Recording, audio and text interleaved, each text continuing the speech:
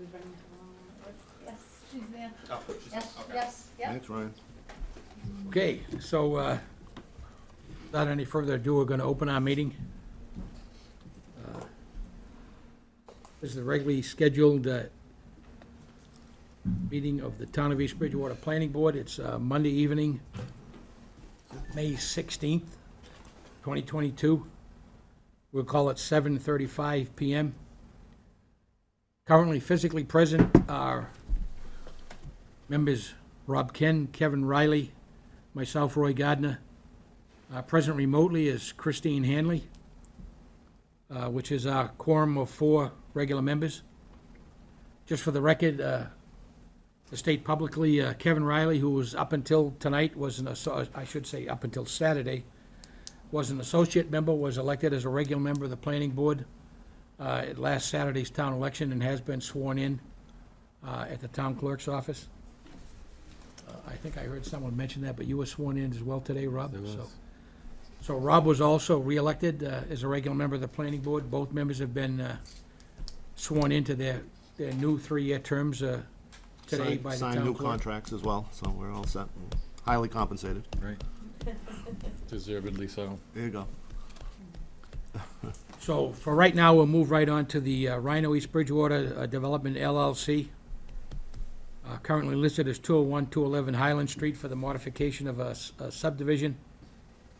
This is a continuation of a public hearing that was opened at our previous meeting. For the record, the only issue at that point in time was the fact that there was a single abutter, Ann Marvin Realty Trust, which had rights within the way that was going to be discontinued.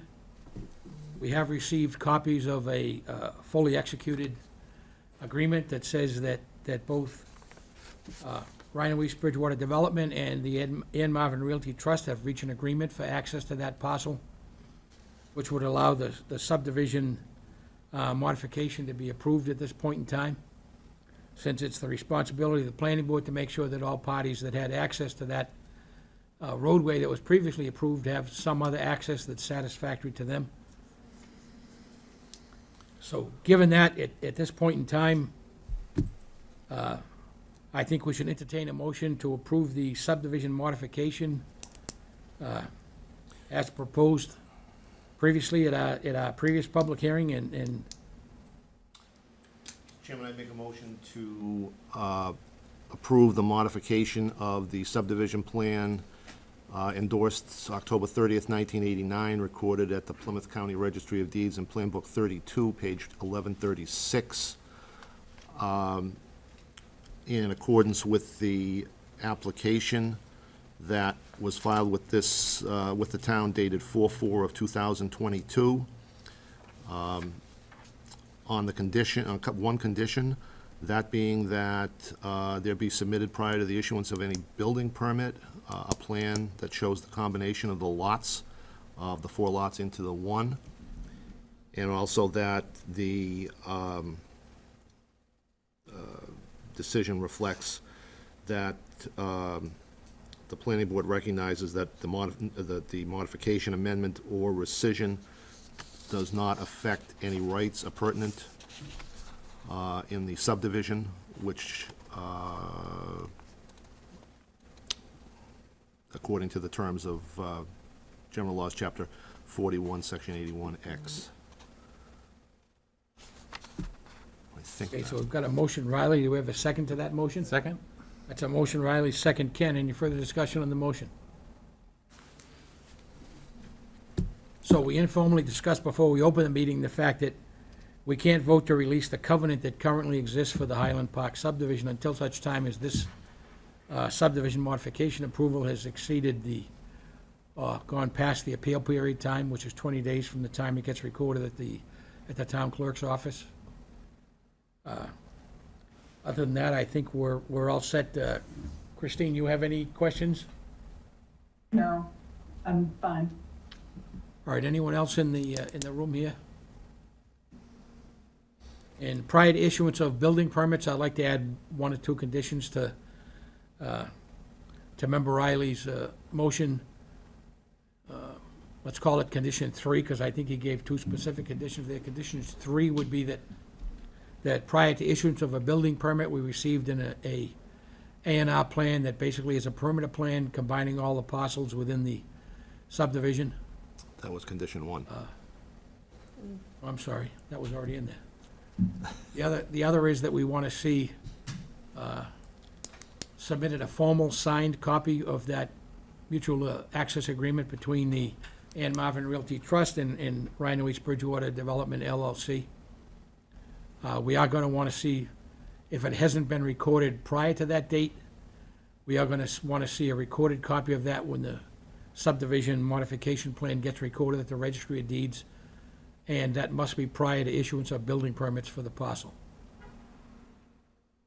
Okay, any questions, comments from anyone? Hearing no further questions and comments, all those in favor of the motion to approve the subdivision modification, say aye. Aye. Aye. All those opposed? I think we'll show that as 4 in favor, none opposed, with all regular members present and voting, including Christine Hanley, who's available remotely.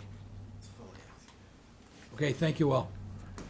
Thank you. Thank you. Thanks for everything.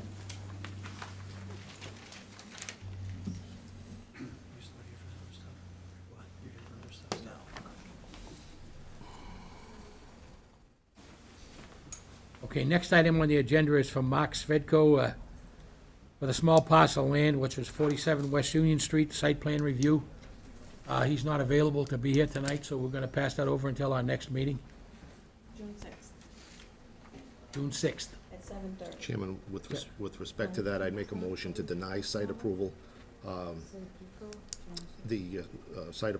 Deny the application for site plan approval based on the failure of the applicant to submit a conforming document as per our regulations. So it would be appropriate to wait till our next meeting to see if we get that before the next meeting, or what's the feeling of the board on that? We had asked him for a specific map plan before, so I would agree. When he called today, he said that. Okay, so you want to make that as a formal second to, Okay.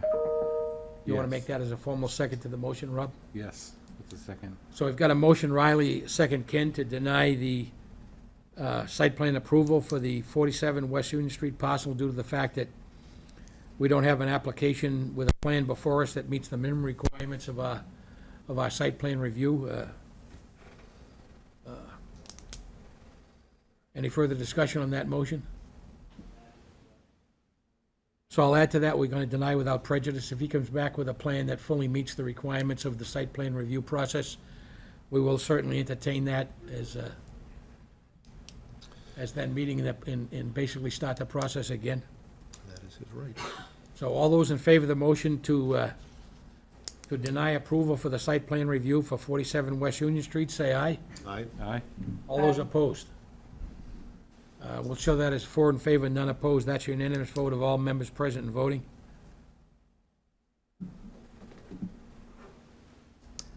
Next item in the agenda was the D&L Appliance Site Plan Review for 494 West Street. That's still open, our agenda. We haven't taken a formal vote.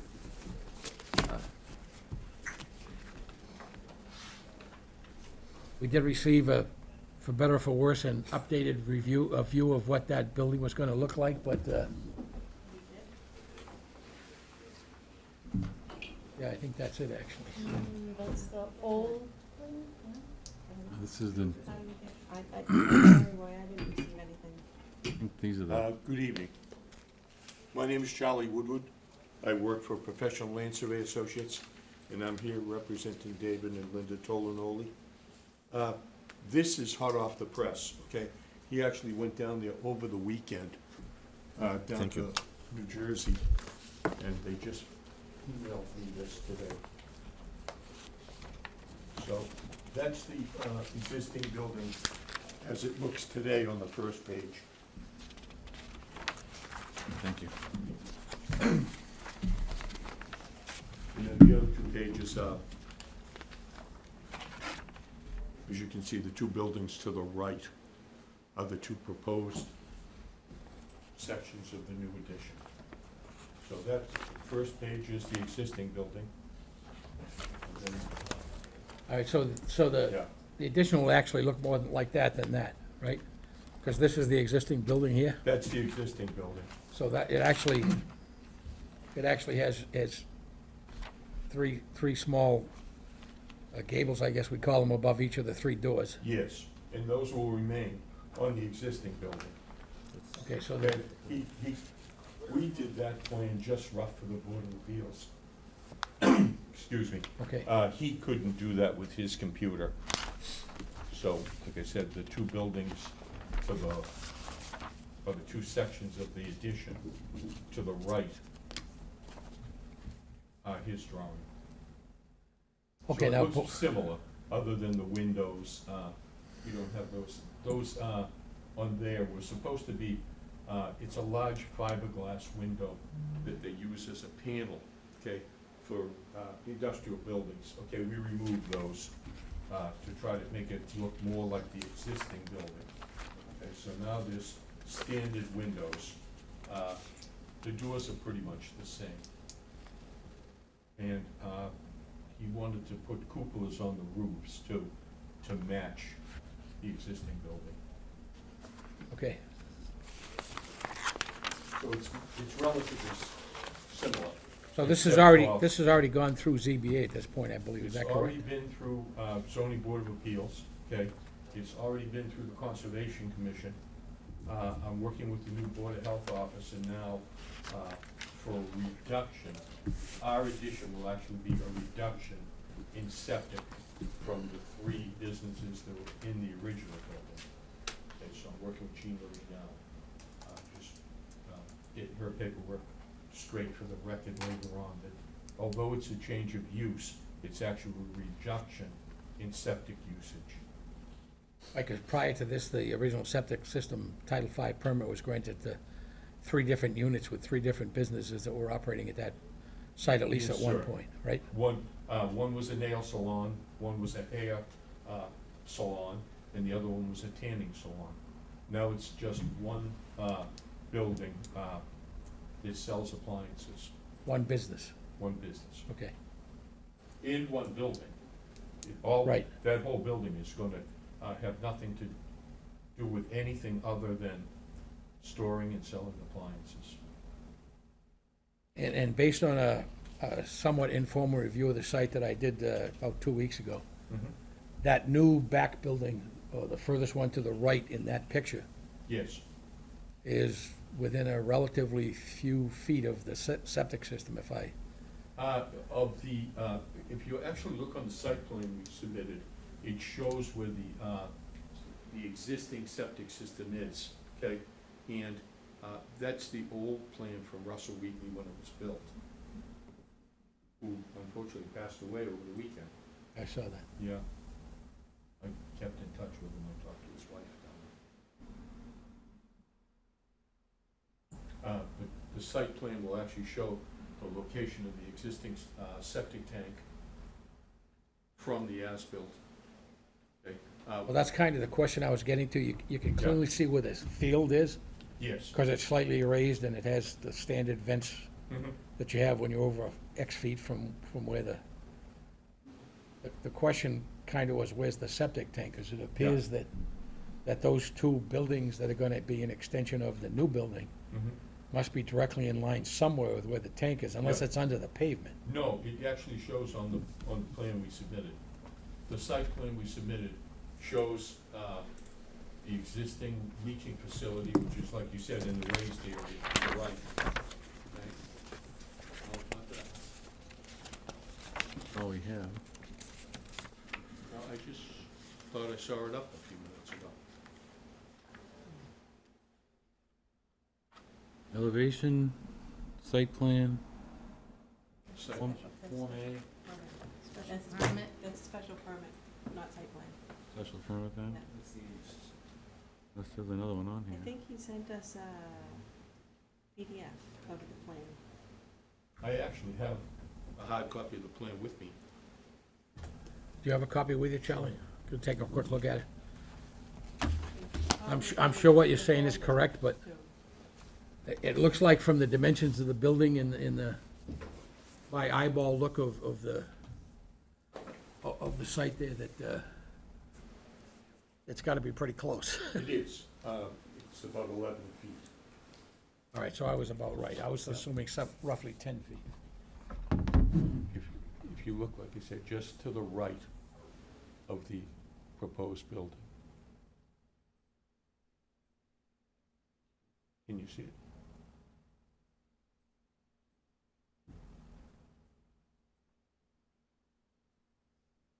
So is that the tank or is that a D box right there, Charlie? That's the tank. Okay, That's the tank. The D box is out here, the stark square, all right there, okay? okay, That's the septic tank. all right, got it. And where the building is on a slab, okay, we usually have to be 20 feet from anything, but where it's on a slab, we're allowed to be up to 10 feet from the foundation. Okay, So the septic tank will actually be below grade of the finished. so the main line does run out of basically the center of the existing Right there. building, and then heads under the parking lot out to where the main tank is, just to the right of where that third building, or whatever you wanna call that's gonna be. The building that's got the garage door look at the Yes. front of it. So it's approximately 10 feet from that building. Right. And then the leach area is that raised area that's to the right as you look at the And the site. septic system is going to stay exactly as it is now. We're not Okay. proposing any changes in the septic. Okay, and if I understand correctly, they're saying you're working with Board of Health right now Yes, to confirm that the new layout and use of that building is actually a reduction in and I requirements promised, under Title V? I promised her that we would not seek any building permits until she was satisfied, okay? So we've already done a Title V on it from a few years ago, right? And like I said, this is obviously a reduction in septic usage. So we'll stay out of the reduction in Title V issues. Yeah, yeah. It just wasn't clear to me, looking at that, what the distances were and where that septic tank was, so. And Okay. as far as conservation was concerned, our proposed additions are on impervious area, which is the blacktop parking lot. Right, it's already blacktopped. It's already blacktopped. Okay, So although we did, if you're looking out the back, they did ask us to put a roof infiltrator in, you know, just as an added I see that, yeah, caution. yeah. So last item that was a request that we point out from the building commissioner is that by reducing the existing number of parking spaces in the site, Mhm. that potentially reduces what the future use of that building could be in terms of zoning requirements for parking. If that was to, if for whatever reason, D&L Appliance decided they need even bigger space and go somewhere else, Mhm. it's highly unlikely that you could go back to 3 different businesses similar to what was there now, No, like I said, we're prior to D&L. using up parking, and as you can see, there is no place to put parking. No, I'm not gonna, No, so. no dispute about that. No, I've made that very, very clear to them. Okay, Mr. Chairman, I'll put a motion on the table. That is to grant site plan approval for the premises at 494 West Street with 2 conditions. Condition 1, that the applicant agrees for himself and for his successors in title that a future change of the use on the premises shall not entitle the then owner to seek relief from the applicable parking requirements of the zoning bylaws based upon the revised use. Second thing, that the addition shall be constructed with a horizontal clapboard-style exterior finish and with a minimum of 5 windows as shown in the rendering submitted tonight. okay, we've got a motion. Do we have a second to that? Second? So we've got a motion, Riley, a second, Ken. Any further discussion on the motion? All those, I'm sorry. Your first motion, flat wood style, It was just to be constructed with a horizontal clapboard-style finish to match what's existing. These renderings, although, okay. you know, they seem to show something vertical, it's horizontal, I think Yeah, you're probably it's aware of that. It's actually a space metal style building. Right, so I won't, So- my motion is horizontal, not up and down. Horizontal and wood clapboard, clapboard style. So if you've got a, you know, a three, I'm looking to match as closely as possible to what is there. Yeah, Architecture of the current building. Exactly. Yep. just in the front of the building or all around? I mean, at least on the front and the right-hand end of the garage bit part. If you want to do the back in some other style, I suppose that's fine. But at least in the portions that are, you know, got a good street view. Okay, any further discussion on the motion? All those in favor of the motion say aye. Aye? All right. All those opposed? We'll show that as unanimous vote of all 4 regular members present and voting. 4 in favor, none opposed. Thank you, Charlie. Thank you, Roy, for all your help. And thank you, members, for all your help on this. We appreciate it.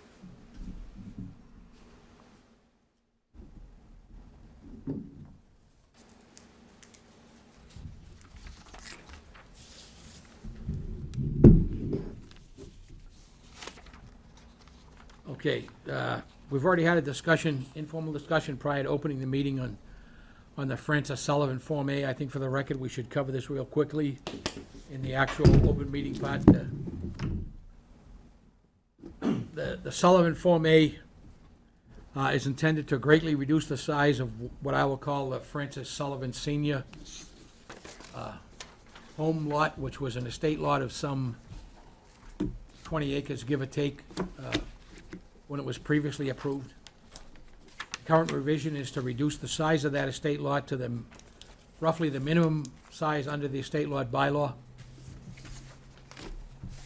Leave the remaining land of what was formerly the remaining land of that estate lot to the abutting property at 156, I believe it was. Which would mean what I'll refer to as the livestock farm, which is actually not visible from anywhere because it's well out in the back. It's set back off of Washington Street and set back off of Walnut Street, but its access will now be through 156 Walnut Street. I think it's 166. Is it 166 or one? I thought it was 156. I think he said 66 earlier. This Did you is, say 66? The address is on the plan. Yeah, it's not real readable, though. this is 166. Yeah. It's 160. All right, so let's say to the parcel that's now labeled now formerly Francis X. Jr. and Cheryl A. Sullivan, just to the right of the estate lot access on Walnut Street. That lot will now become owners with exclusive access to that, what I'll call the remaining land, 19.0 acres that's shown on the plan. A note has to be added on the estate lot portion of the land that there will be access maintained to what we'll call the Cranberry Bog portion of that, which is to the rear. It is a separate parcel under zoning and under the assessor's map. But access to that separate Cranberry Bog parcel has always been through the estate lot off of Walnut Street. So they clearly have under Massachusetts general laws and Massachusetts real estate case law, permanent access rights through that parcel, so. We don't want to make them have to go to court to get that access. It should be stricken right on the plan. So when that plan comes back to us, we can sign that. I can endorse that as a Form A. Any plans that I endorse as a Form A plan outside of a public meeting, we'll bring to the very next meeting for review by the board. If there's any questions as to whether or not it's a legitimate Form A or not, I will not sign it prior to the meeting. So that's an update of that discussion we had prior to that, so. Next item on the agenda is that at annual town meeting, a week ago tonight, the town voted to accept Schoolhouse Place, Elmwood Court as a public way. So at this point, we can entertain a vote to endorse a final covenant release of all properties within Schoolhouse Place and fronting on Elmwood Court, as well as a release of all the financial accounts, the engineering account, as well as the road bond account for Elmwood Court. So I think we can entertain a motion to do all of that in a single motion, but I'll leave it up to whoever makes the motion as to how many motions we need to do that. Move to confirm completion of the work done by Schoolhouse Place Realty Trust, and to release, and to request the release of the funds held in account number E180. Okay, it's the motion, Riley. Do you have a second to that motion? It's a motion, Riley, second, Ken. Any further discussion on the motion? All those in favor of the motion say aye. Aye. All those opposed? We'll show that as an unanimous vote of all four regular members present and voting. Do we need a separate vote to record a, and I discussed this, I think, briefly with Member Riley. We're beginning to run into problems where title research guys get very, very picky on covenants. And the suggestion from town council a couple of months ago, when we ran into this with a Bridgewater, East Bridgewater parcel of land which was split, that upon acceptance of a roadway or acceptance of a subdivision by the town to accept a roadway, that we should issue a final covenant release, releasing all holds from the planning board on the covenant. We may want to work out the actual wording of that, so that sometime down the road later, that someone doesn't come in and say they can't find a covenant release for some small portion of land somewhere, whether it would be in East Bridgewater or not, that appears to be covered by a covenant. I do know from review that all legal lots have been released on Schoolhouse Place. I think there was a draft circulated just on that, I think there was. that one, so that,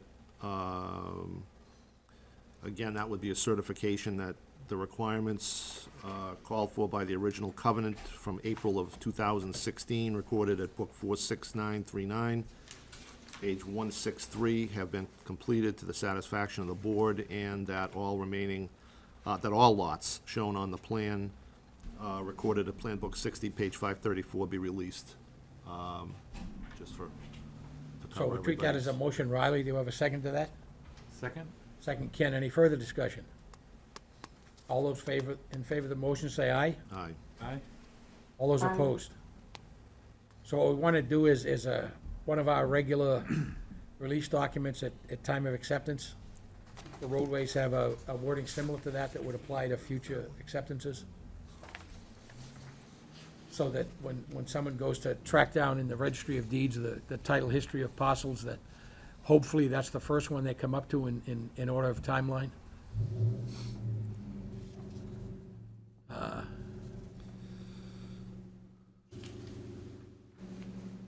Next item on the agenda is to review and vote to close engineering accounts E166, E168, E169, E172, E173, E191, and E192. Now, those are all projects that were done significant length of time ago, all of which are complete at this point in time. It's come to our attention from the financial offices downstairs that there are still engineering monies in those accounts that I just listed. 7 of them, I believe it was. So I guess we can entertain a motion to, and we have confirmed that there is no remaining work to be done in those based on the various permits that were released. I'll leave it up to the board to decide what we need as a motion to handle that. Based on the representation that all work associated with the several projects has been completed, move to request that the special engineering accounts noted and established in connection with those projects be closed, and the excess funds be returned to the applicants. So that's a motion, Riley. Do you have a second? Second? Motion, Riley, second, Ken. Discussion. I'll just say for discussion that we need to confirm with the office downstairs as to whether they need a separate document for each of those, or whether a document simply listing all of those accounts with a single set of signatures on it is enough to meet their requirements. I don't know what their accounting requirements are, so we should clarify that. In any case, it's expected that, based on the current practice, although I think the principles downstairs have changed now, but they have been requiring a signature of majority of the board on the actual document previously. we could also confirm whether or not they're willing to accept a signature from the board secretary confirming that a vote has been recorded to release those, or whether they still want to see a majority vote from the board, along with signatures of a majority of the board members. So given that, I'll move the motion to a vote. All those in favor of the motion made by Riley to release all those accounts in the engineering monies, say aye. Aye? All those opposed? And we'll show that as your unanimous vote, 4 in favor, none opposed. So last couple of items I want to cover real quick here. I want to congratulate a new member, Kevin Riley, who was an associate member prior to Saturday's election. I want to congratulate member Rob Kinn for being reelected for a full 3-year term. Thank you. Also want to congratulate, it's a whole bunch of people in town government, but especially the Board of Health and previous Board of Health member Peter Spagone for being what I would call the prime mover in getting a wastewater district approved for the northwest section of town, that area west of Route 18, and including what we'll all know as the former Foxborough Company property. Gonna be trendy, Roy, and call it Nohi, the Nohi district. Soho, Nohi, you know, it's just, So what it's gonna be. very critical to the further development of the site. The district goes all the way down to almost to Grove Street. It does actually go to Grove Street, but it only includes the front lot on the corner of Route 18 and Grove Street, which is currently identified as Superior Pool. It includes the Compass Medical site, more correctly identified from a real estate standpoint as the Equity Industrial Partners property. It includes all of the industrial land starting at Highland Street all the way to the Whitman line, and includes land that goes all the way out to Winter Street on the westerly side of the Whitman line. So that's the district that was approved by a significant margin at annual town meeting. The following article on town meeting approved a bond issuance for an amount not to exceed $11 million to guarantee the monies for the initial expenses that it would cost to start building this. And again, for the record, we have a fully signed off agreement with the city of Brockton for the wastewater treatment capacity necessary to support this area. Expectation is over time that the real estate development, the increase in taxes, and contributions from the significant development that goes on from the developers themselves will more than cover the cost, initial cost anyway, of that $11 million bond. So the expectation is, at least initially, that the long-term out-of-pocket cost to the town of East Bridgewater taxpayers would be a number approaching zero. And that the benefit in terms of ongoing tax income, real estate tax income, and the somewhat harder to quantify benefit of increased jobs in hiring and in employment opportunities in that area will more than offset some of those additional costs. We're also still looking into the possibility of getting more actively involved in the Brockton area rapid transit system, which we are actually part of, the BAT system. By definition, we're part of that, even though we receive minimal service in the town of East Bridgewater. The expectation, we would like to see that expanded. Part of the recently approved governor's initiative that was passed through the legislature wants to see more development and more partnership between those communities that have active rail stations, commuter rail stations with abutting communities, which, while very close, don't actually have direct stations within them, of which we fall into that category. We're currently surrounded by stations. There's one in Hanson, 3 in Brockton, and 1 in Bridgewater, all within a short distance of our borders, but technically none are within the town of East Bridgewater, so I think that's all I have to add to that. And I'd be remiss not to thank a long-term member, Lindy Snow, who did not run for re-election this year.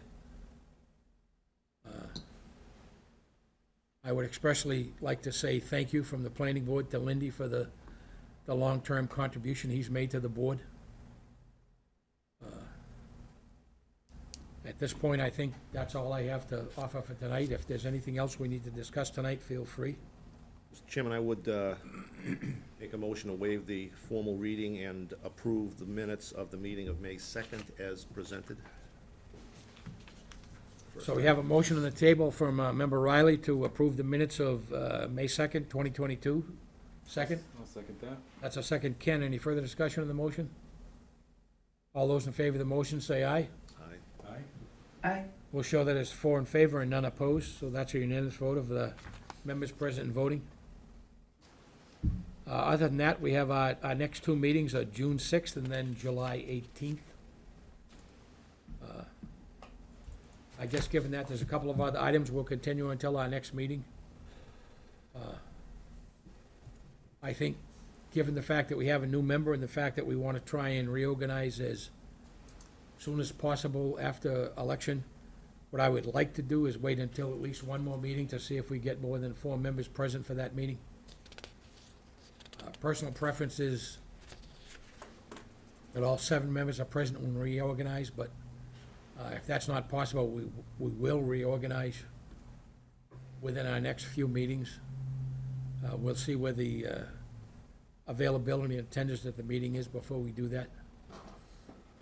I would say I would prefer not to see the meetings go more than 2 or 3 meetings beyond the election day without a reorganization. That being said, we want to try and be a little more astute, if you will, in making sure we know who's going to be present at the meeting. If I need to speak to other members to try and make sure it's important that they let us know if they're not going to be here, we need to know that. Given that, thank you, Christine, for, on very short notice, agreeing to join the meeting remotely. That is appreciated. Okay, given that, I think that's all I have. We can entertain a motion to adjourn unless someone has anything else. So moved. Second? So we got a motion, Ken, second, Riley, to adjourn. We'll call it 8:10 PM. All those in favor of the motion say aye. Aye. All those Aye. opposed? We'll show that as 4 in favor, none opposed. Thank you all. Thank you.